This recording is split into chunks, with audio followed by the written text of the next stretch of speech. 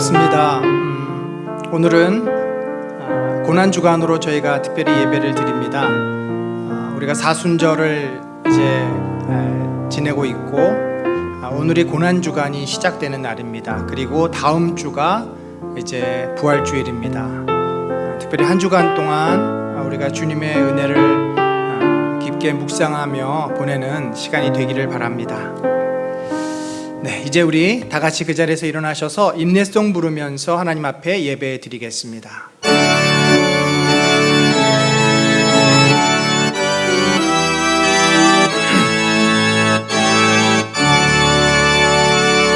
하늘에 가득 찬 영광의 하나님, 온 땅에 충만한 존귀하신 하나님, 생명과 빛으로 지혜와 권능으로 언제나 우리를 지키시는 하나님, 성부와 성자와 성령 삼위의 하나님, 우리 예배를 받아주시옵소서.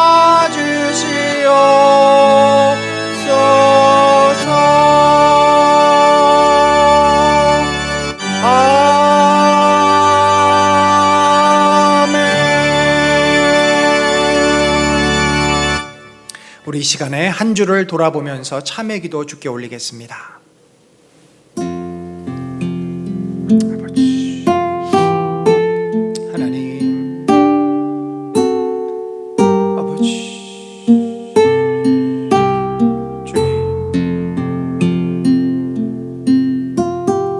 아버지 주님,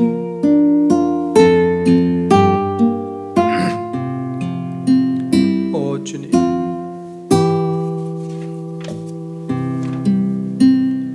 하나님 아버지, 주여 아버지,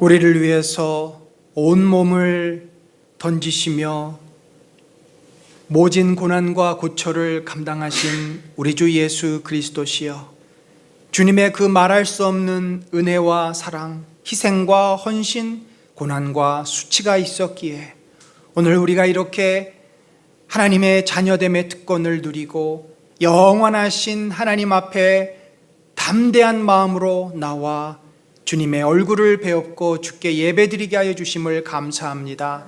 주여, 늘 우리가 이 땅을 살아가면서 불완전하고 연약한 죄인임을 고백합니다.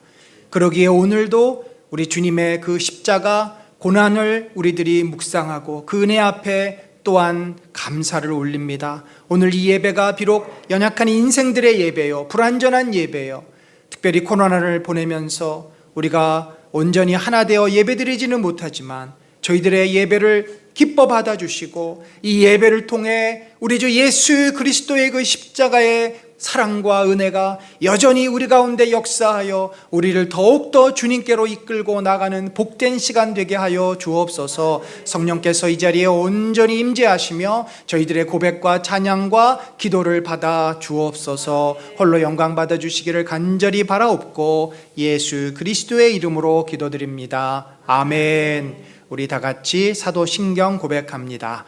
나는 전능하신 아버지 하나님 천지의 창조주를 믿습니다. 나는 그의 유일하신 아들 우리 주 예수 그리스도를 믿습니다.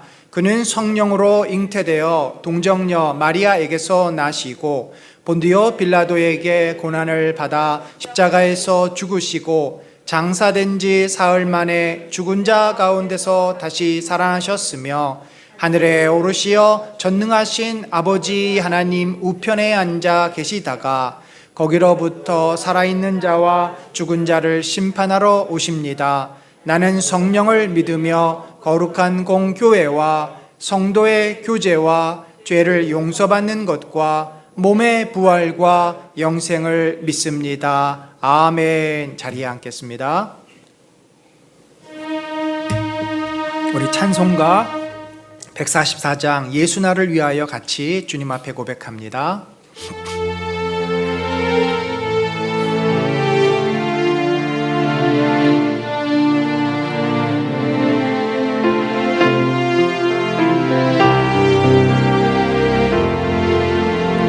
예수 나를 위하여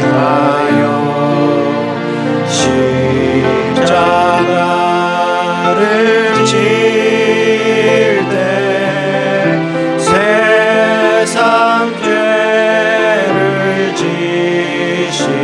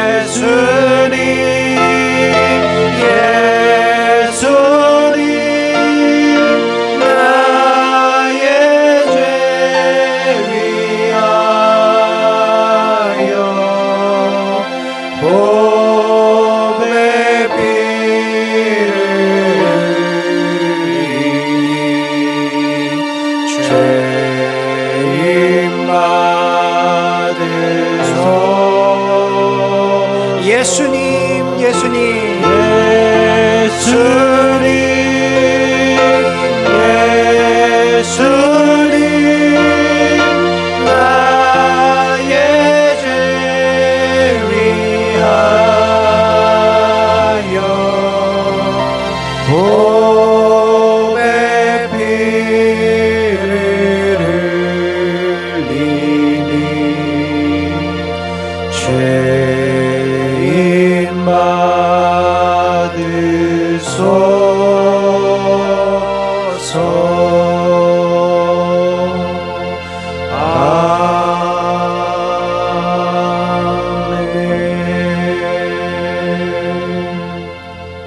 우리 이 시간에 예수 그리스도의 그 흘린 피, 그 십자가의 고난을 우리들이 묵상할 때 특별히 우리 한국교회가, 우리 은혜 나눔 공동체가 예수님께서 우리에게 말씀해 주신 대로 자기를 부인하고 자기 십자가를 지는 그런 교회가 되게 하여 주옵소서. 예수님이 먼저 십자가를 지셨고 예수님이 먼저 자신을 부인하심을 우리에게 보여주셨습니다. 이 한국교회가, 특별히 우리 은혜 나눔 공동체가 진정으로 우리 자신을 위한 교회가 아니라 주님의 뜻을 이루는 교회, 세상을 위한 교회, 우리 십자가를 지고 정말 주님을 위해서 우리를 드리는 교회가 되게 하여 주옵소서. 같이 기도하겠습니다. 하나님 아버지, 참으로 주님의 믿음을 따라 우리가 그렇게 세상을 살아갈 때 또 한국교회가, 우리 은혜 나눔 공동체가 주의 십자가를 짊어지고 가는 교회가 되게 하여 주옵소서. 세상의 영광과 자랑을 아버지여 드러내지 아니하고 세상을 위하여 나를 드릴 수 있는, 나를 줄 수 있는 교회가 되어지기를 원합니다. 아버지, 정말 주님 기뻐하시는 교회로 거듭나기를 원합니다. 세상에서 하나님께 영광을 드러내는 교회가 되게 하여 주옵소서. 아버지여, 우리가 정말 자신만의 영광을 위해 사는 어리석은 인생 되지 않게 하시고 주님 가르쳐 주신 대로 나를 부인하고 아버지여, 주님 앞에 온전히 나아가는 저희들의 삶이 되어지기를 소망합니다. 하나님이여, 이 땅에서 우리를 부인하고 주께 영광을 돌리는 주의 성도들이 되어지게 하여 주옵소서. 아버지여, 우리가 그렇게 세상을 믿음으로 감당해내며 하나님께 영광을 돌리는 공동체가 됨으로 말미암아 주님 우리를 통해서 기뻐하시고 영광을 받으시고 하나님 앞에 온전히 나아갈 수 있도록 저희를 이끌어 주시고 영광 중에 거하는 우리 공동체와 한국교회가 되도록 인도하여 주시며 홀로 영광을 받아 주시옵소서. 주여, 은혜 가운데 저희들을 인도하여 주시옵소서.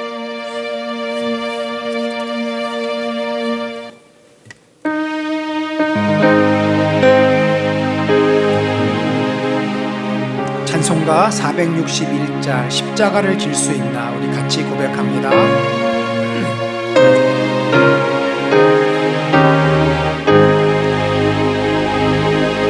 십자가를 질 수 있나, 주가 물어보실 때 죽기까지 따르오리. 성도 대답하였다.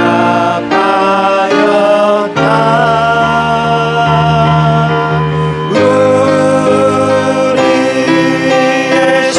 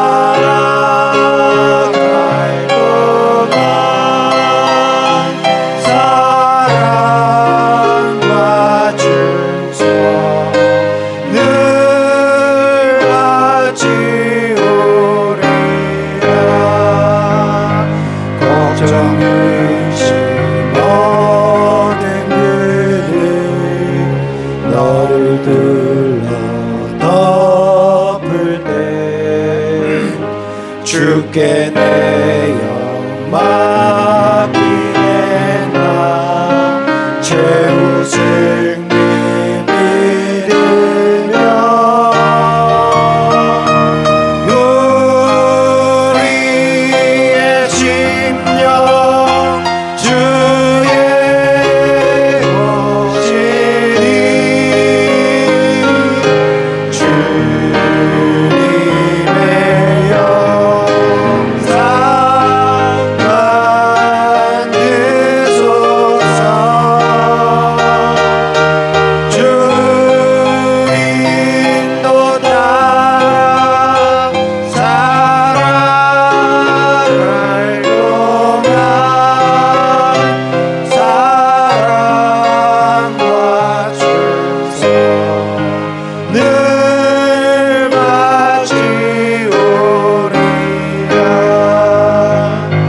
이런 일 다 할 수 있나. 주가 물어보실 때 용감한 자 바울처럼 선뜻 대답하리라.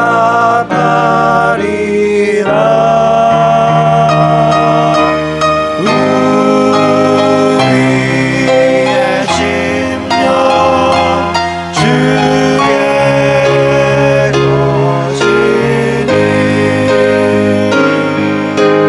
주님의 영상 만드소서.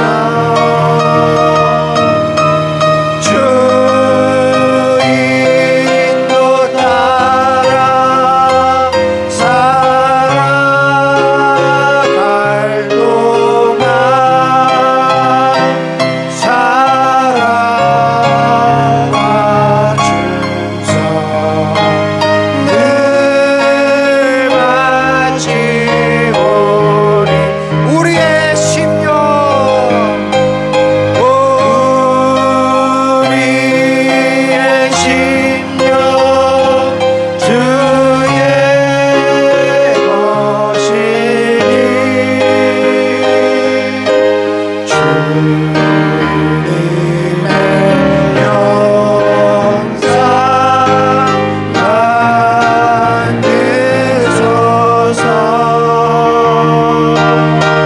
주 인도 따라 살아갈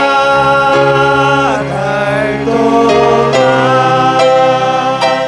사랑과 충성 늘 마치오리다.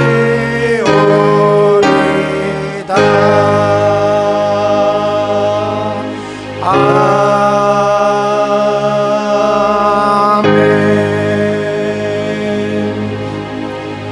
우리 이 시간에 같이 기도합시다. 하나님, 정말 고난 주간을 우리가 한 주간 보냅니다. 이 주간 보내면서 그 어느 때보다도 나를 위해 고난당하신, 나를 위해 십자가 지신 예수 그리스도의 그 놀랍고 크신 은혜를 우리가 깊게 깨닫게 하여 주옵소서. 특별히 고난 가운데 있는 우리 성도들, 육신의 연약함으로, 직장의 어려움으로, 가정의 어려움으로, 경제적인 어려움으로 고난 가운데 있는 성도들, 주님의 고난을 깨닫고 그 고난 속에서 위로받으며 새 힘 얻고 모든 것을 감당케 하소서. 우리 시간에 같이 기도합니다. 하나님 아버지, 주께서 우리를 새롭게 세우시고 인도하시고 역사하심을 믿습니다. 고난 가운데 있는 성도들을 만져주시고 우리가 고난 주간을 보내면서 고난의 영광, 능력, 그 은혜를 깨닫게 하시고 하나님의 말씀 앞에서는 저희 모두가 되기를 원합니다. 주여, 은혜를 주시고 새 힘을 주시고 새 능력을 주시고 저희를 새롭게 하여 주셔서 아버지 앞에서는 저희 모두가 되게 하여 주옵소서.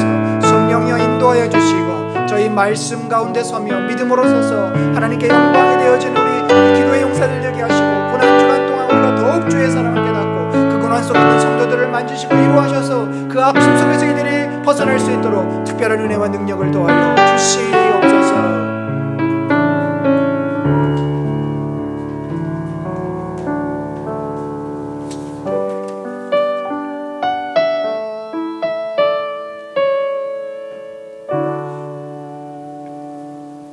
하나님 감사합니다.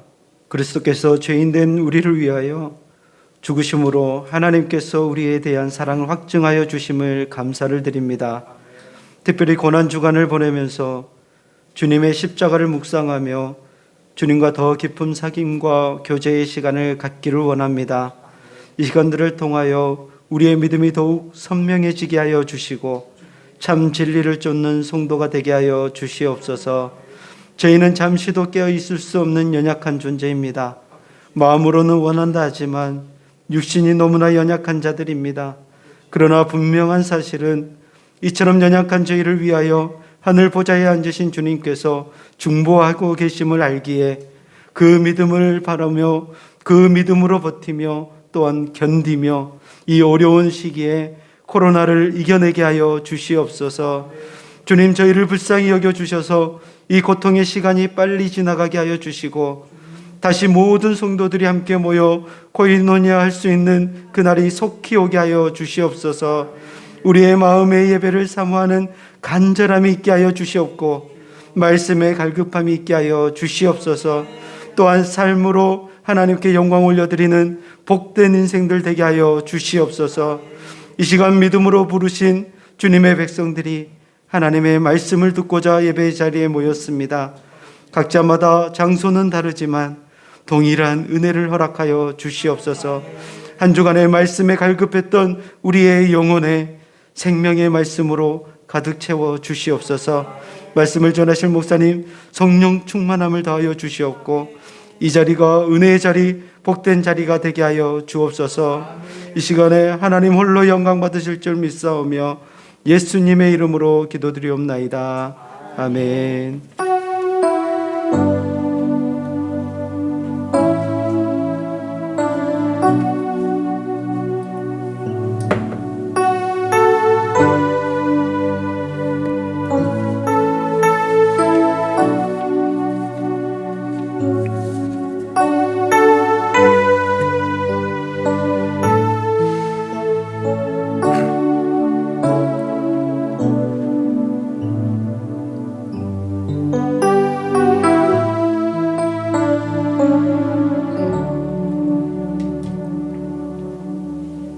이제 우리 그 자리에서 일어나셔서 헌금 봉헌하겠습니다.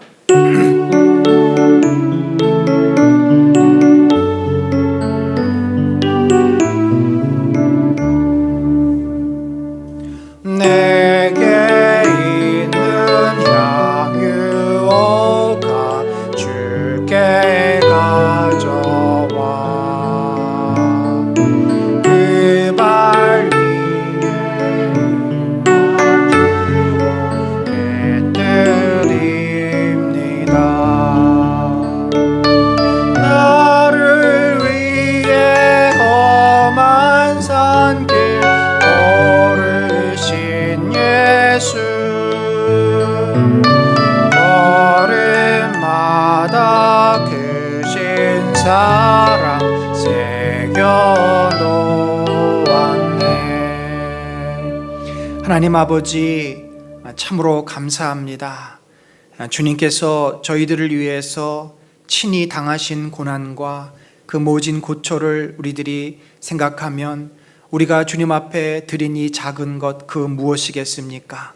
우리가 주님 앞에 드린 이 귀한 예물 그 주님 앞에 무슨 의미가 있겠습니까? 그러나 주께서 이 예물을 기뻐 받아주시고 저희들의 정성과 마음을 또한 주께서 기억하셔서 축복하시니 감사합니다. 참 어렵고 힘든 그런 우리가 시대를 살아가지만 주의 몸된 교회를 기억하여 정성을 다하여 참 주님 앞에 드린 손길을 축복하시고 저들의 어렵고 힘든 상황을 기억하시며 이 어려움을 주의 은혜로 주의 도우심으로 주의 형통함으로 넉넉히 이겨나가는 우리 사랑하는 성도들과 우리 교회가 되게 하여 주옵소서. 모든 영광을 주께 올립니다. 감사합니다. 예수님의 이름으로 기도드렸습니다. 아멘. 자리에 앉습니다.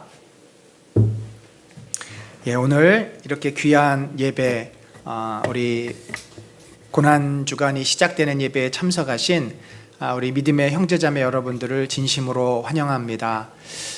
정말 여러분들의 얼굴을 조금 더 많이 배울 수 있어서 얼마나 기쁘고 감사한지 모르겠습니다. 참 사람이 사람에게 큰 힘이 된다는 것이 우리가 평소에는 잘 모르는데 요즘 이 코로나 기간 동안은 어느 분이라도 이렇게 뵈면은 너무 뵙는 것 자체가, 보는 것 자체가, 만남 자체가, 또 함께 있는 그 자체가 우리에게 큰 힘과 위로와 또 은혜가 됩니다.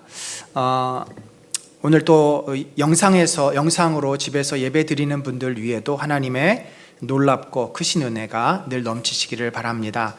사실 여러분, 지금 저희가 이제 이 가장 최적화된 그 현장 예배와 영상 예배를 고민하다가 지금 제가 보니까 거의 한 99%는 세팅이 된 것 같습니다. 지금 보면은 영상으로는 잘 모르시겠지만 약간 강대상이 이 본당의 오른쪽으로 조금 치우쳤습니다. 그래서 이제 의자 배치도 여러분이 앉아 계신 왼쪽은 조금 여유가 있고 오른쪽은 조금 좁습니다. 이제 그 이유는 카메라가 이제 이 저와 또 이 화면을, PPT 화면을 다 동시에 잡을 수가 있어서 그 적절한 위치를 잡은 것입니다. 그래서 우리 이제 현장에서 예배를 드리실 때는 이 오른쪽 자리는 사실 제일 복도열, 이게 로얄열입니다. 여기만 앉으시고 그 바깥쪽은, 그러니까 안쪽이죠. 안쪽은 이 카메라가 좀 가려서 시야가 안 좋습니다. 그래서 가급적이면 여러분이 들어오셔서 이 왼쪽 그 두 열하고 이 오른쪽 복도 이렇게 자리를, 세 자리를 이용하시면은 훨씬 이제 카메라의 방해를 받지 않으시고 예배를 드릴 수 있습니다. 유념해 주시기를 바랍니다. 여전히 아쉽게도 지금 또 거리두기 2단계가 2주가 연장이 됐습니다. 그렇지만 현장 예배는 허용이 되고 있고요. 우리 교회는 보시다시피 공간 대비 성도 수가 여유가 있어서 이곳에서 여러분이 얼마든지 예배 드리실 수가 있습니다. 다음 주일은 저희가 부활주일 날 예배로 드리는데 할 수만 있다면 더 많은 분들이 오셔서 같이 예배 드렸으면 좋겠습니다. 돌아오는 금요일 날은 저희들이 그냥 금요일이 아니고 성금요일입니다. 고난주간 금요일은 성금요일. 예년 같으면 저희들이 직접 성찬을 같이 하면서 주님의 몸과 피를 먹고 마시는 참 이 귀한 예식을 우리들이 함께 하는데, 이 코로나 때문에 벌써 성찬을 하지 못한 지가 1년이 훨씬 넘었습니다. 너무나 아쉽고 참 마음에 아픔이 있습니다. 그렇지만 우리가 또 금요일 날 가상 7원을 가지고, 예수님이 말씀하신 십자가상의 7원을 가지고 저희들이 묵상하며 그 예수님의 고난에 동참하려고 합니다. 현장에서, 또 여러분이 형편이 안 되시는 분들은 영상을 통해서 귀한 성금요일 가상 7원 이 기도 모임에 참석해 주시기를 바랍니다. 다음 주일 우리들이 한 주간을 고난주간으로 보내고 부활주일을 기쁨으로 맞이하기를 바랍니다. 그 마음의 기쁨과 감사를 또 예물로 정성을 다해 표현해 주시기를 바랍니다. 저희들이 지난 사순절부터 지금 계속해서 4월 4일 부활주일까지 매일 30분 주님과 동행하는 기도를 하고 있습니다. 돌아오는 고난주간 토요일까지는 지금 현재 여러분이 보시는 영상을 가지고 하시다가 부활주일은 조금 더 다른 화면을 보시게 될 겁니다. 부활주일용 영상을 또 제작을 합니다. 그리고 나서 4월 5일부터는 저희가 이제 평시 모드로 돌아가서 앞에 이렇게 뭐 사순절이나 이런 타이틀 다 떼고 그냥 주님과 동행하는 매일 30분 기도를 저희들이 제한 없이 이제 계속 하려고 합니다. 마치 교회가 새벽 기도가 있듯이 이제 코로나 시대를 통해서 저희들이 모여서 새벽 기도는 못하지만 새벽 6시에 그 주일날은 7시에 여러분에게 매일 30분 기도할 수 있는 영상을 올려드립니다. 그러면 여러분들 꼭 이런 시간에 그 시간에 같이 하셔도 좋겠고, 아니면 여러분이 원하시는 시간에 정하셔서 본문은 지금 이제 사무엘상으로 돌아갑니다. 우리 매일 30분 기도하면서 주님과 동행하는 이 귀한 축복, 얼마나 이 귀한 또 코로나 시대에 얻은 축복입니까? 이 축복을 누리시기를 바랍니다. 4월부터는 저희들이 대신방을 하도록 하겠습니다. 물론 뭐 예년처럼 대신방이 수월치는 않지만 그래도 가정으로 방문을 할 수 있는 상황이 되는 가정은 방문을 하겠고요. 또 가정 방문이 어려우면 밖에서라도 카페라서라도 만나서 여러분의 기도 제목도 듣고 말씀도 나누고 하도록 하겠습니다. 장소는 상관이 없습니다. 교회든 밖이든 가정이든 중요한 것은 우리 모든 성도들과 함께 또 기도 제목 나누고 또 축복하고 말씀 나누는 기간을 4월, 5월 한 2달 정도 이렇게 가지려고 합니다. 여러분하고 개인적으로 제가 연락을 통해서 스케줄을 잡도록 하고 아마 아이들도 비슷한 신방들을 하지 않을까 싶습니다. 우리끼리 한번 좌우 돌아보시면서 인사 나누겠습니다. 한번 인사할까요? 반갑습니다. 잘 오셨습니다. 환영합니다. 네.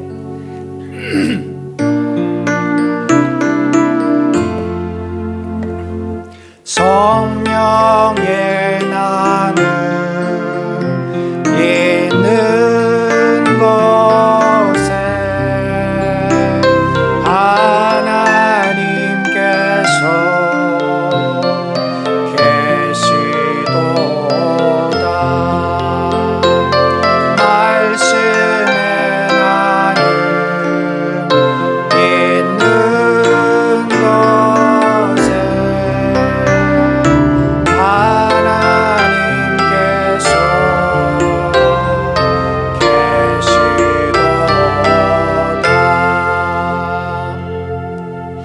오늘 주신 말씀은 예수님은 왜 십자가 고난을 당하셨나? 우리 시편 119편 71절 한 절입니다. 같이 교독하도록 하겠습니다. 시작. 고난 당한 것이 내게 유익이라. 이로 말미암아 내가 주의 율례들을 배우게 되었나이다. 아멘. 여러분, 우리가 인간관계를 맺고 살아갑니다. 사회에서, 여러분 또 가족들, 또 교회에서 참 보기 좋고 아름답고 그런 복된 인간관계는 나 때문에 내 주변에 있는 사람들이 위로도 받고 힘을 얻고 도움을 받는 관계일 것입니다. 그런 분들은 모든 사람이 환영합니다. 참 고마워합니다. 바로 예수님의 모습이죠. 그래서 우리 주님은 우리가 어디 있든지 그렇게 주님의 사랑을 나누고 주변 사람들을 따뜻하게 해주는 사람이 되라고 말씀을 하셨습니다. 자, 그런데 그와 정반대되는 인간관계가 있습니다. 어떤 관계입니까? 아주 몹시 치사한 관계입니다. 그것은 나의 유익을 위해서 상대방을 이용하는 관계입니다. 여러분, 세상 사람들은 여러 네트워킹을 통해 가지고 자기의 그 인맥을 넓히는데 목적이 뭘까요? 결국 그 다른 사람들의 어떤 기회나 그들의 힘과 그들의 권력을 통해서 뭔가 나에게 유익을 얻고자 하는 마음이 있기 때문입니다. 그래서 친구끼리 동업을 하다가 깨지는 경우들이 얼마나 많습니까? 돈 앞에서 서로가 서로에게 우정이라든지 이런 것은 사라지고 상대방을 이용하려고 하고 그러다 보니까 속이게 되고 그러다 보니까 관계가 깨지는 경우가 허다합니다. 여러분, 이런 세상 사람들의 관계는 정말 이용하려고 하는, 겉으로 드러내지 않지만 그게 심하지 않습니까? 그런데 가정 안에서도 이런 모습이 있다는 것을 우리들이 볼 때 참 마음이 잡잡합니다. 부부 사이에서도 그럴 수 있어요. 우리가 사랑해서 결혼했다고 하지만 사랑하는 마음이 없는 건 아니겠죠. 그러나 어떤 마음이 더 큽니까? 서로에게 기대하는 마음이 더 큽니다. 서로가 내가 원해주는 것을 해주기를 바라요. 그래서 사랑이라는 것은 내가 상대방에게 주는 것인데 주는 것 이상으로 받기를 원하고, 아니 최소한 주는 것만큼은 나에게 되돌려줘야 될 거 아니야, 이런 마음이 있습니다. 그러다 보니까 부부가 서로가 기대했던 것들을 채워주지 못하면, 돈을 벌어다 주지 못하고 밥을 제대로 해주지 못하고 집안을 잘 관리하지 못하고 또 시댁을 돕지 못하고 내가 원하는 것을 해주지 못하면 서로에 대한 관계가 힘들어지고 점점 어려워지면서 나중에는 이혼까지도 생각하는 그런 부부의 모습을 봅니다. 심지어 부모들이 자식에 대해서도 자식을 이용하려는 마음이 있다는 거, 참 슬픈 일입니다.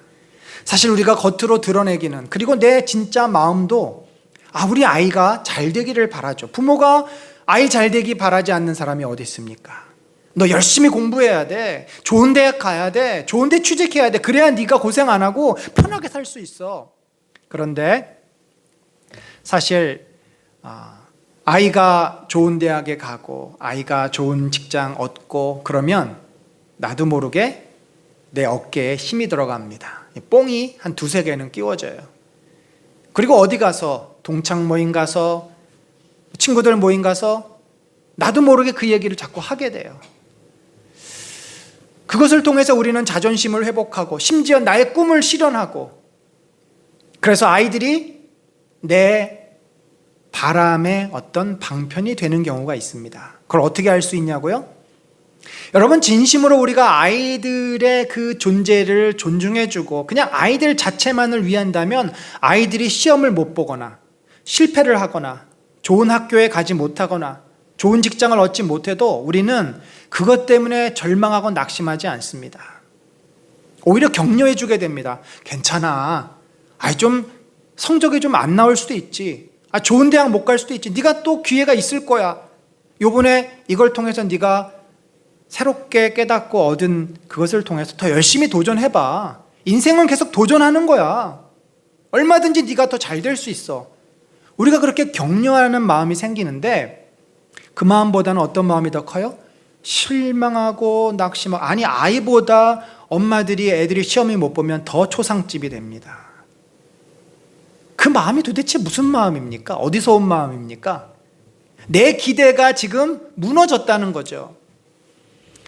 그런데 여러분, 이것보다 더 치사하고 또 치사 빤스한 그런 관계가 있는데 바로 제자들과 예수님의 관계입니다. 우리들과 하나님의 관계일 수 있습니다. 여러분, 하나님께서는 자신의 그 외아들이신, 자신의 아들이신, 자기 자신이신 예수 그리스도를 우리를 살리기 위해서 내어주셨잖아요. 얼마나 큰 희생입니까? 그 이상 더 큰 희생이 어디 있습니까? 그런데 우리는 여전히 그 큰 은혜와 사랑을 받고도 하나님에게 우리가 원하는 것을 지속적으로 요구합니다. 평소에는 하나님 앞에 잘 찾아가지도 않고 예배드리는 것도 사실은 귀찮고 의무적으로 하다가도 내가 좀 힘들거나 문제가 있으면 예수님에게 찾아가서 기도합니다. 예수님, 이거 해주세요. 저거 해주세요. 왜 이거 안 해줘요? 왜 나한테 왜 이래요? 원망하며 불평하고 따집니다. 도대체 하나님께서 우리에게 무슨 빚을 지셨고 우리에게 맡겨놓으신 것이 뭐가 있다고 맨날 그렇게 하나님께 달라 그러고 이거 해달라 그러고 저거 해달라 그러고 해결사 노릇을 하라고 요구하냔 말이죠. 냉정하게 보면 우리는 예수 그리스도를 이용하려고 하고 하나님을 이용하려고 하는 마음이 훨씬 많습니다. 여러분, 이것이 그렇게 놀랄 일도 아니에요. 제자들의 모습이에요. 오늘 우리가 보는 이 본문, 예수님이 왜 고난을 받으실 수밖에 없었는가? 바로 제자들의 모습을 보면 됩니다. 그것이 바로 우리 자신의 모습입니다. 우리가 지난주에는 성경 신학적인 입장에서 예수님이 저주받으시고 십자가에서 저주받으시고 피 흘리는 속죄를 어린 양으로서 감당해야 될 이유를 우리가 성경 신학적으로 성경의 흐름 속에서 살펴보았다고 한다면, 오늘은 이 목회적인 입장에서 예수님이 3년 동안 정성을 다해서 양육하고 훈련했던 그 제자들, 그리고 그 제자들을 통해서 또 제자가 된 교회와 우리들까지, 우리들을 위해서 주님이 왜 십자가를 지실 수밖에 없었는지에 대해서 함께 여러분하고 좀 나누려고 합니다. 제자들은 예수님을 이용해서 단단히 한몫을 챙기려고 했습니다. 그들의 사실은 목적은 메시아를 통해서 자신들이 무언가를 성취하고 얻으려고 한 것입니다. 그것은 그들의 고백을 통해서 우리가 분명히 알게 됩니다. 마가복음보다 마태복음이 더 적나라한 표현이 있습니다. 여기 19장 27절에 베드로가 이렇게 이야기하죠. 보소서, 이게 언제 얘기하는 거냐면, 부자 청년이 네 소유를 다 팔아서 가난한 자들에게 나눠주고 나를 따르라 라고 예수님이 말씀하셨을 때 근심하며 돌아갑니다. 그 뒤로 예수님이 부자가 천국에 들어가는 것이 낙타가 바늘기로 들어가는 것보다 어렵다라는 말씀을 하신 다음에 제자들이, 아니 예수님, 부자는 다 구원받은 사람 아닌가요? 부자는 하나님의 가장 큰 축복받은 사람 아닙니까? 우리도 부자 되기를 원하는데 이것 봐라. 그러면 우리는 어떻게 되는 거지? 갑자기 불안한 마음이 들면서 그때 베드로가 제자들을 대표로 예수님에게 질문을 하는 거죠. 보소서. 아니 주님 이것 보세요. 좀 여기 좀 봐봐요. 다급한 마음으로 우리가 모든 것을 버리고 주를 따라 싸운데 여기에 베드로의 강조가 있죠. 주님 아시지 않습니까? 우리 하던 일 다 안 하고 배 버려두고 고기 잡는 거 버려두고 가족들도 떠나서 3년 동안이나 주님을 따라다녔습니다. 아니 그런데 우리를 부자로 만들어주시지 않을 건가요? 우리가 그렇게 주님을 따라다닌 그 대가, 보상이 도대체 무엇입니까? 제자들에게 있어서 이 문제는 너무나도 중요하고 심각한 문제였습니다. 사실 제자들은 예수님께서 왕이 되실 거라는 기대감을 가지고 있었어요.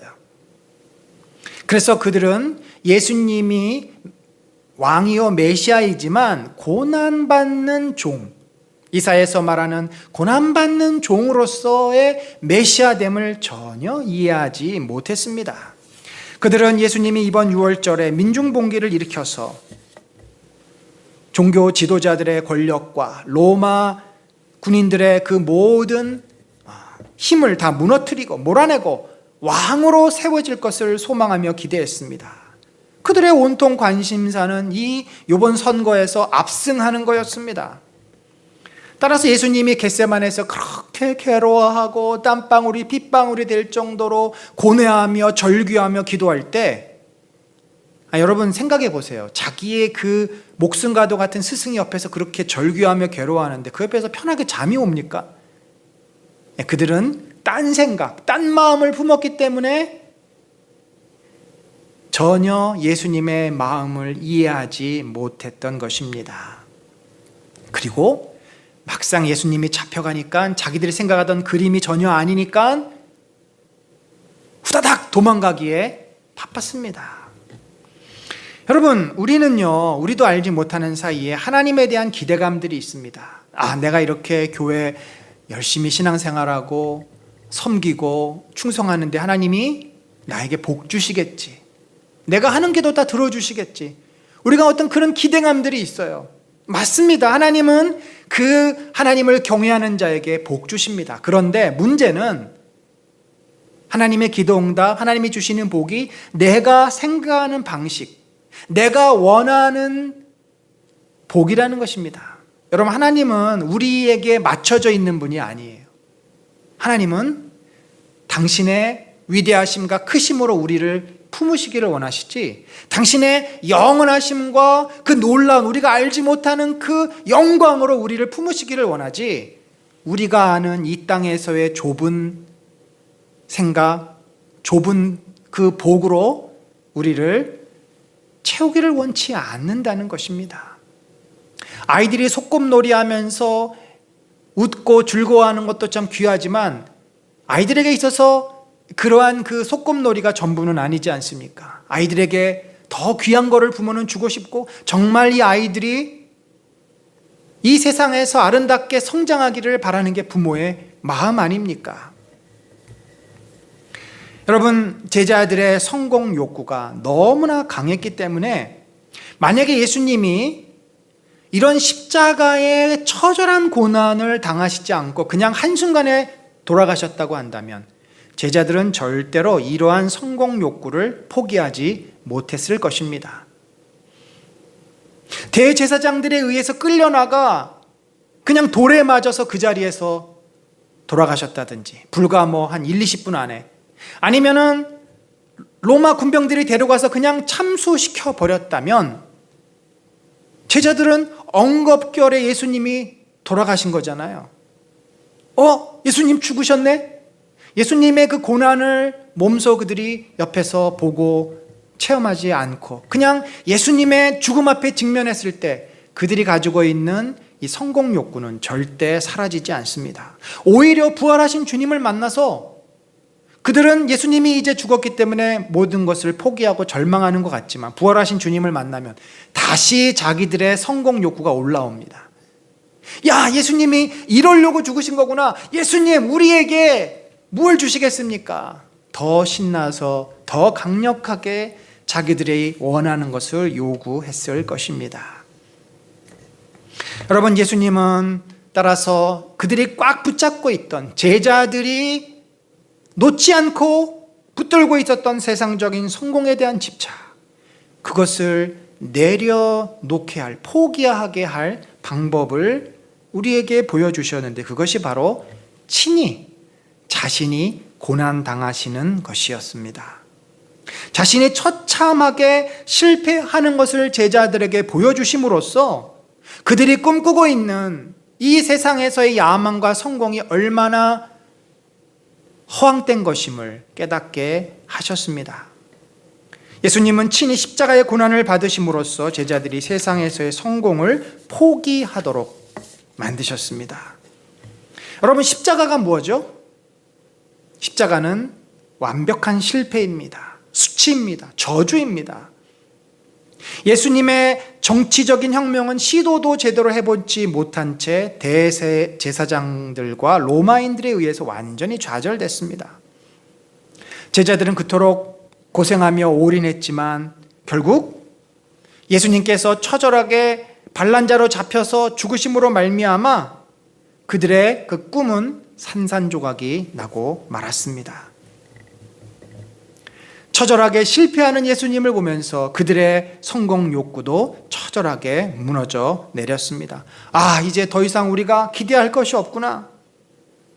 예수님의 그 처절하게 죽는 모습, 그것은 꿈이 아니었습니다. 그들에게 너무나 잔인한 일이었고 너무나 고통스러운 일이었습니다. 그것을 받아들이고 싶지 않았지만 부인할 수 없는 예수님의 그 비참한 실패 앞에 결국 자신들도 절망합니다. 그들이 절망한 것은 그들이 사랑하던 예수님이 죽으셔서가 아니라, 물론 그런 마음도 있었겠죠. 자기들이 꿈꿨던 모든 야망들이 다 실패로 돌아갔다는 절망감이었습니다. 여러분, 이렇게 예수 그리스도의 십자가, 곧 그것은 제자들에게도 고통이요 고난이었습니다. 그 고난은 우리가 착각하여서 갖고 있는 허황된 꿈이나 생각들을 조종해 줍니다. 그 기대 수준을 낮춰줍니다. 현실을 깨닫게 합니다. 그래서 우리를 진짜 자신의 모습을 보게 하고 겸손하게 만들어 줍니다. 여러분, 우리가 오늘 본문을 제가 잡았던 시편 119편, 다윗의 모습을 통해서 이런 모습을 봅니다. 고난이라는 것을 좋아하는 사람은 아무도 없습니다. 왜 예수님이 제자들에게 친히 고난당하는 모습을 보여주셨나? 고난이 너무나 힘들고 어렵지만 소중한 것이기 때문에 그렇습니다. 하나님이 구약에서 가장 사랑하시고 하나님이 가장 기뻐하시는 하나님의 사람 다윗, 그가 뭐라고 고백했습니까? 우리 한번 시편 119편 67절 71절을 같이 읽겠습니다. 시작. 고난 당하기 전에는 내가 그릇 행하였더니 이제는 주의 말씀을 지키나이다. 고난 당한 것이 내게 유익이라. 이로 말미암아 내가 주의 율례들을 배우게 되었나이다. 여러분, 다윗은요 10대 후반에 골리앗을 무너뜨리고 승승장구합니다. 온 이스라엘 백성으로부터 칭송을 듣습니다. 그 당시에 초대 왕이었던 사울보다 더 칭송을 받습니다. 그가 천부장이 됩니다. 출세했습니다. 20세 초에 천부장이 되고 왕의 사위가 됩니다. 그도 고백했지만 이것보다 큰 영광이 어디 있겠습니까? 그런데 그가 그렇게 충성했고 헌신했던 사울이 그를 시기하기 시작하고 그를 미워합니다. 사울이 악신에 들려서 괴로워할 때 그는 하프를 키며 노래를 하며 그의 영혼을 평안케 해주었습니다. 자기를 위해서 목숨을 내걸고 싸웠던 다윗, 자기의 그 괴로운 마음을 평안케 해주는 다윗을 이 사울은 창칼을 던지며 죽이려 합니다. 이 얼마나 억울한 일입니까? 10년이 된지 얼마 된지 모르지만 오랜 시간 동안 거의 20대를 다윗은 사울의 칼을 피해 숲으로, 동굴로, 또 블레셋으로 미친 짓을 하면서까지 살기 위해서 그가 모진 고난과 고통을 겪게 됩니다. 그리고 나서 그가 고백한 것이 이거예요. 여러분, 다윗은 완벽한 사람이 아닙니다. 그가 용기 있고 하나님이 기뻐하시는 하나님의 사람이었지만 그 안에는 수많은 연약함이 있었습니다. 교만했습니다. 자기의 생각이 늘 옳은 줄 알았습니다. 그래서 블레셋에서 하나님께 기도하지 않고 들어갔다가 죽을 것 같자 미친 척하고 거품을 물고 겨우겨우 수치를 당한 채 살아나옵니다. 그가 사울의 칼을 피해서 도망칠 때 당시의 대제사장 아히멜렉인가요? 그 대제사장이 있는 그곳으로 갑니다. 사실 그곳으로 가면 안 됐는데 그곳으로 가서 그 대제사장에게 무기와 먹을 것을 요청합니다. 사울의 입장에서 볼 때 이 대제사장은 다윗의 다윗을 도와서 자기를 반란을 일으킨 사람으로 볼 수밖에 없는 상황이죠. 결국 다윗은 자기가 다급하니까 그렇게 가서 떡도 얻고 칼도 얻어서 피신을 하지만 대제사장과 그 밑에 있는 많은 제사장 약 80여 명이 도에게 의해서 살해를 당합니다. 다윗은 나중에 깨닫죠. 내가 어리석었도다. 자기밖에 생각 못한 겁니다. 자신의 그러한 판단으로 많은 사람의 목숨을, 그것도 제사장들의 목숨을 잃게 됩니다. 그래서 다윗은 그 고난을 겪으면서 광야에서 스스로 돌아보면서 잘못을 저지르고 회개하면서 그가 이렇게 고백하는 겁니다. 고난 당하기 전에는 내가 그릇 행하였더니, 그때는 그것이 그릇 행한 것인지도 몰랐어요. 죄진도 몰랐어요. 이제는 주의 말씀을 지키나이다. 고난 당한 것이 내게 유익이라. 이로 말미암아 내가 주의 율례들을 배우게 되었다. 사랑하는 성도 여러분, 우리가 고난 가운데 있습니까? 우리에게 어려움이 있습니까? 그렇다면 감사하십시다. 왜냐하면 우리가 어려움을 당하지 않으면, 고난을 당하지 않으면 우리는 끊임없이 내가 원하는 것을 예수님에게 요구하는 습관에서 벗어나지 못합니다. 우리는 내가 생각하는 어떤 안정된 삶, 내가 생각하는 인생의 목표가 있습니다. 그것을 이루기 위해서 끊임없이 주님께 요구합니다. 그리고 그것을 이루지 않으면 주님 앞에 원망하고 불평하고 좌절하고 낙심합니다. 마치 제자들이 예수님에게 자신들의 보상을 요구하고 그것이 이루어지지 않았을 때 낙심했던 것처럼, 우리는 사실 주님께서 수도 없이 가르쳐 주시는 진정한 행복된 삶, 천국의 영광스러운 삶을 압니다. 이미 들었습니다. 그런데 그걸 마음에 새기지 않고 받아들이지 않고 순종하지 않습니다. 우리는 주님이 말씀해 주시는 그런 복된 제자의 삶, 천국 백성의 삶보다는 그냥 내가 편한 삶, 내가 하고 싶은 삶, 내가 원하는 삶을 살려고 합니다. 늘 그 갈등이 우리 안에 있습니다. 그래서 예수님이 자기를 부인해야 된다고 말씀했는데 그게 어렵습니다. 자기 부인이 잘 안 돼요. 따라서 우리는 이 고난을 거치면서 자기 부인이 무엇인지를 알게 되고, 그 자기 부인을 통해서 우리가 다음 주에 살펴보겠지만 부활의 영광을 붙잡고 사는 삶, 곧 그것이 십자가를 지는 삶입니다. 그 삶에까지 나아가야 됩니다. 여러분, 고난은 우리에게 몇 가지의 깨달음을 줍니다. 처음에 우리가 고난을 당하면 어떤 반응을 보입니까? 원망하고 불평합니다. 아니, 하나님 나한테 어떻게 이러실 수 있어요? 내가 주님을 위해서 얼마나 충성하고 봉사했는데, 내가 하나님 사랑하는데 나한테 너무하신 거 아닙니까? 원망과 불평이 우리 안에 생깁니다. 그러나 우리가 믿음이 있지 않습니까? 적어도 하나님의 은혜를 알고 구원받은 백성이다 보니까 그 믿음 때문에 고난 속에서 이제 자신을 돌아보게 됩니다. 여러분, 고난이 없으면요, 우리는 내가 어떻게 사는지를 잘 몰라요. 그냥 내가 하는 것이 다 옳다고 생각하고 잘하고 있다고 생각하고 내가 항상 원하는 쪽으로 인생을 끌고 갑니다. 근데 고난이라는 것은 냉정하게 생각하면요, 내가 생각하는 대로, 내가 원하는 대로 되지 않는 것이 우리에겐 고난이에요. 내 뜻대로 안 되는 일, 내 생각대로 안 되는 일, 내 계획대로 안 되는 일, 이게 다 우리에겐 고난인 겁니다. 어느 누가 내 생각이 아니라 남의 생각대로 내 인생이 되기를 바라는 사람이 있습니까? 그거는 어떻게 보면 자아가 좀 불안정한 사람이겠죠. 나는 내 인생 못 살아, 엄마가 대신 살아줘, 아빠가 대신 살아줘, 친구가 대신, 그런 사람은 정상적이지 않습니다. 모든 사람은 다 자기가 자기 인생을 자기 마음대로 살고 싶어 합니다. 그런데 여러분, 예수님은 이제까지 네 마음대로 살은 인생이 엉망진창이지 않았니? 너만을 위해서 살다 보니까 너 때문에 수많은 사람들이 괴롭고 고통당하지 않았니? 너는 그것을 보지 않고 눈 감고 있었고 듣지 않았지만 자, 한번 봐봐. 네가 네 마음대로 살았고 네가 옳다고 확신하는 바대로 살았기 때문에 네 주변의 사람들이 얼마나 힘들고 네 인생이 얼마나 삐뚤빼뚤 진리에서 얼마나 벗어나 있는지 너 한번 봐봐. 우리가 고난을 당하면은요, 그렇잖아요. 내 뜻대로 안 된 거잖아요. 고난이라는 게 내가 예상할 수 없는 범위에서 일이 생긴 거잖아요. 내가 통제할 수 없는 일이 발생한 거잖아요.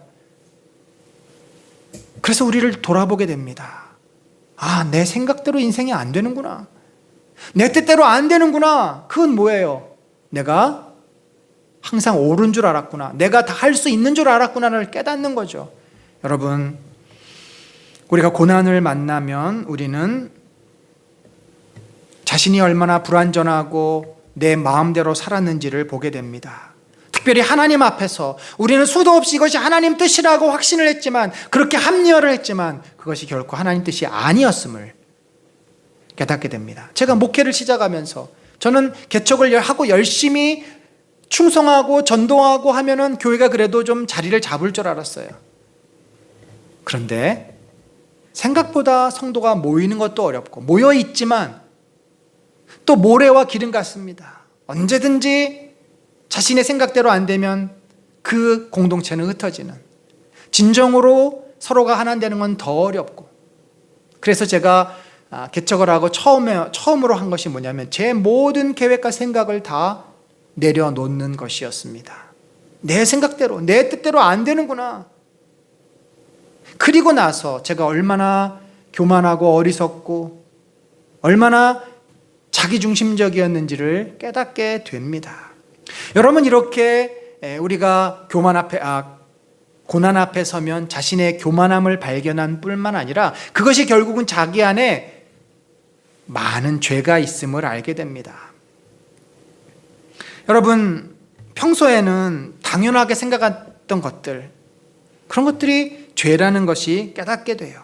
우리는 늘 나 중심적으로 살아갑니다. 내 입장에서 모든 것을 생각하지 않습니까? 근데 이게 죄라고 생각 절대 안 해요. 우리가 고난을 당하고 주님의 입장에 서보면은 이것을 기도하고 묵상하고, 하나님, 저에게 왜 이런 일이 있습니까? 나를 객관화시켜 놓고 보면 내가 얼마나 이기적이었고, 내가 얼마나 남을 무시했고 비난했고 사람들을 존중하지 못하고 내 유익을 위해서 이용하려고 했는지, 그런 것들이 다 보이기 시작합니다. 고난이 주는 가장 큰 축복은 뭐냐면, 그리고 나면요, 우리는 이제 비로소 하나님의 말씀을 들을 수 있는 준비가 됩니다. 이제 비로소 내 귀를 조금 엽니다. 내 눈을 주님께로 돌립니다. 그전에는요, 하나님께서 말씀을 수도 없이 해도 들으려고 하지 않습니다. 그냥 한쪽으로 들어왔다가 한쪽으로 나갑니다. 마음에 새기고 받고 순종하지 않습니다. 적어도 하나님 말씀을 듣는다 하는 것은 순종한다는 뜻입니다. 적어도 순종하려고 고민하고 갈등하고 붙잡는 것이 하나님 말씀을 듣는 것인데, 우리가 그런 것이 없었어요. 들으라 이스라엘이여. 우리는 귀로만 들었습니다. 마음으로 듣지 않았습니다. 하나님을 본다고 하지만 하나님의 그 영광을 보는 것이 아니라 하나님이 나에게 무슨 축복 주시나 그것만 본 거죠. 우리가 고난을 당하고 나의 어리석음을 깨닫고 나의 죄를 깨닫고 나의 교만을 알면은 그제서야 진심으로 주님의 모습이 보이고 주님의 말씀이 들리고, 내 틀을 내려놓고 내 생각을 내려놔야 그 안에 성령의 역사하심을 우리는 경험하게 됩니다. 사랑하는 성도 여러분, 우리가 이 다윗의 고백 이상을 더 할 수 없습니다. 고난 당하기 전에는 내가 그릇 행하였더니 이제는 주의 말씀을 지키나이다. 고난 당한 것이 내게 유익이라. 이로 말미암아 내가 주의 율례들을 배우게 되었나이다. 여러분, 이 고백이 저와 여러분의 고백 되기를 소망합니다. 고난에 있다고 낙심하고 원망하고 절망하기보다 고난을 통해서 주님이 우리를 어떻게 인도하시는지, 고난을 통해서 우리를 어떻게 변화시켜 주시는지를 소망하며 잠잠히 주님께 묻고 기다리고 그 주님의 은혜 앞에 나가기를 소망합니다.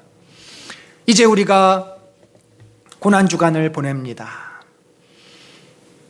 주님은 우리를 저주와 영원한 심판에서 벗어나게 하기 위해서 자신의 몸을 십자가에 친히 달려 저주를 당하시고 피를 흘리시는 대속제물로 드리셨습니다.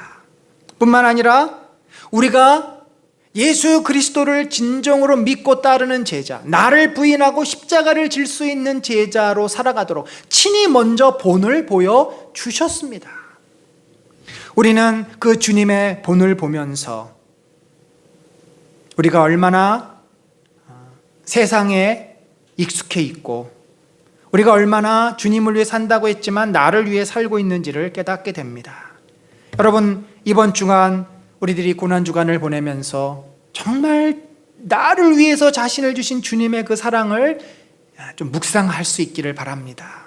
주님의 고난은 곧 저와 여러분을 향한 주님의 사랑의 표현입니다. 뿐만 아니라 예수님이 그토록 고통당하시고 고난당하시는 그 장면을 통해서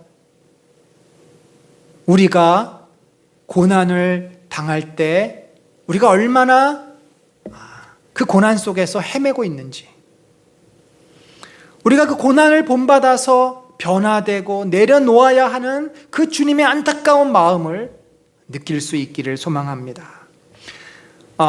저희가 지금 매일 30분 사순절 기간 동안 기도를 하고 있는데 영상을 통해서 제가 지난주 얼마나 여러분들이 참여하는지를 이렇게 한번 봤더니 평균 하루에 14분이 참여를 하셨습니다. 제가 25분이 지금 초대가 되어 있는데 이번 고난주간은 이 25명 모두가 매일 30분씩 주님의 고난 앞에 자신을 비추어 보고 또 내가 지금 겪고 있는 고난의 의미가 무엇인지, 이 고난을 통해서 주님이 나에게 무엇을 말씀하고 계시는지, 무엇을 깨닫기를 원하시는지 묵상하고 깨닫고, 그래서 내가 주님의 그 크신 사랑과 은혜를 더 풍성히 누리는 한 주간 되기를 바랍니다. 사랑하는 성도 여러분, 주님은 왜 십자가의 고난을 지셨습니까?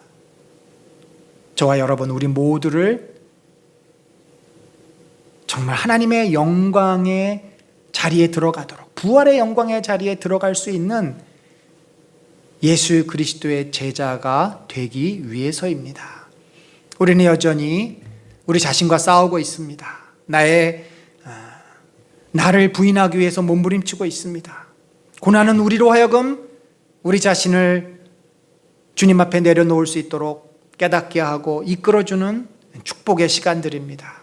우리가 고난주간 한 주간을 보내면서 더욱더 주님 앞에 나 자신을 오픈하고 드러내고 그 주님의 고난에 동참하며 그 주님의 영광과 그 은혜 앞에 나아가 고난이 고통이 아니라 우리에게 진정한 축복임을 깨닫고 한 주간 동안 주의 풍성한 은혜 누리시는 우리 모두가 되시기를 예수 그리스도의 이름으로 간절히 축원합니다. 같이 기도합시다. 하나님, 주님께서 우리를 얼마나 사랑하시는지, 어떻게 사랑하셨는지 역사적인 십자가의 사건을 통해서 구체적으로 보여주셨고 표현해 주셨음을 감사합니다. 그 주님의 고난과 십자가의 사건이 없었으면 우리가 얼마나 허황된 생각을 하고 얼마나 우리가 어리석은 생각 속에 갇혀서 하나님을 이용하려고 하고 나의 영광을 위해서 살았겠습니까? 우리 인생 가운데 고난이 찾아오지 않았다면, 고난이 없었다면 우리가 얼마나 하나님 되려고 했고 우리가 얼마나 하나님을 향해서 참으로 요구하고 하나님을 무시하며 살았겠습니까? 주님, 오늘 우리가 코로나의 시대로 교회가 어렵고 또 우리 각자가 여러 가지 일로 인해서 힘든 가운데 있지만 이 고난 속에서 우리가 주님의 고난을 묵상하며 정말 주의 크신 사랑과 은혜를 깨닫기 원합니다. 이 고난 속에서 나의 연약함과 나의 죄를 깨닫고 더 주님의 사람으로 내가 정화되기를 소망합니다. 그런 놀라운 은혜와 축복이 우리 사랑하는 은혜 나는 공동체 모든 성도들 우리 모두 위에 풍성하게 충만하게 임할 수 있도록 인도하여 주옵소서.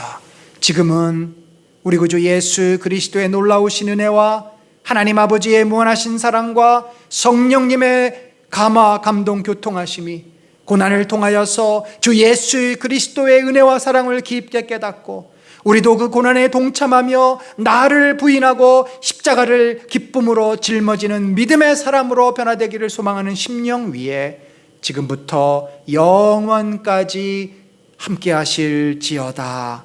아멘.